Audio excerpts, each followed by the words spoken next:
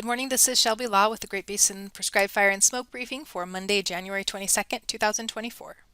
Precipitation for the past 7 days and 30 days are shown here. We've got inches on the left and percent of average on the right. The last week or so has brought some precip to the northern half of the area, northern Nevada, and even into the higher elevations of Utah with a series of different storms that have come through. Recently, the air mass has warmed up where a lot of the lower elevation precipitation has come in the form of rain. The 30 days percent of normal shows some above normal values over southern Idaho, northern Nevada, and the higher elevations of Utah, but some dry pockets still out there over western and southern Nevada, southern Utah, and parts of central Idaho. Snowfall for the past 72 hours is shown here. We've had some snow over the central Idaho, western Wyoming, and pockets here and there over the higher elevations of Utah over the past couple of days. Again, some low elevation rain has come with this storm, so that's why we're seeing some of the lower amounts. The current snowpack is shown here. We've seen these values across southern Idaho and, well, the central portion of the Great Basin have been increasing over the past week or so as storms have moved through the area. So we're seeing some healthy snowpack values there, but still some low values over the central Idaho mountains, western Wyoming, the Sierra Front, and southern portions of the Great Basin. That is going to change a bit for the southern Great Basin, though, with the storm moving in today. We can see this trough over the Pacific Northwest moving into the Great Basin, bringing quite a bit of precipitation possible over Nevada, still parts of southern Idaho, and that'll even move into southern Utah later today into tomorrow. Higher elevation snow is expected, but again, that lower elevation rain. Again, for today, quite a bit of moisture in place over the western half of the Great Basin. Ventilation rates are not great for much of the area. Looking at our transport winds today, we've got some breezier conditions over central Idaho and then across central and southern Nevada. Lighter winds over Utah. The mixing heights are fairly low across the geographic area today. And again, looking at the maximum temperatures, highs in the 40s, in some cases upper 40s in the valley locations. So a pretty warm day today for the middle of January. Probability of precip shown here on the right. High percentages over Nevada into the Arizona Strip and southern Utah and western Idaho as well. We'll see some of these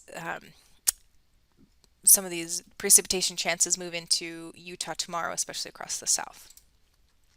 Okay, so Tuesday, again, we'll see that moisture continuing to track eastward across the Great Basin, bringing a better chance of some precip to Utah and eastern Idaho, especially across the south here.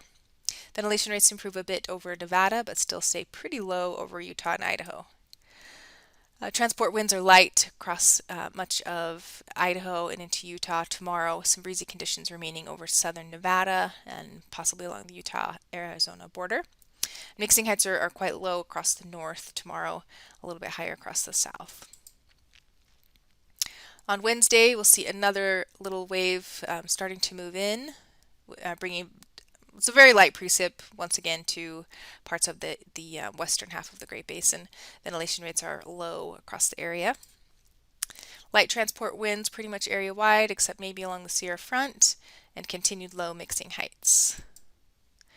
The forecasted clearing index for the next couple of days is shown here with pretty poor values through the period for Utah. A couple pockets of some higher values, but overall quite low.